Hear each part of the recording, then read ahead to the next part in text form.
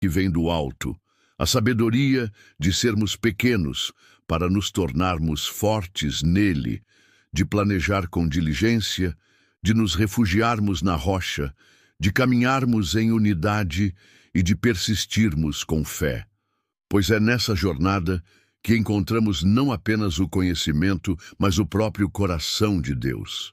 Se essa busca pela sabedoria oculta de Salomão fortaleceu o seu espírito e abriu seus olhos para as verdades de Deus que nos cercam, convido você a se juntar à nossa comunidade aqui no Conhecimentos com Sabedoria. Curta este vídeo para que mais pessoas possam encontrar esses tesouros. Comente qual desses segredos mais falou ao seu coração e se inscreva no canal. Vamos juntos continuar essa jornada, descobrindo a glória de Deus em cada detalhe da vida.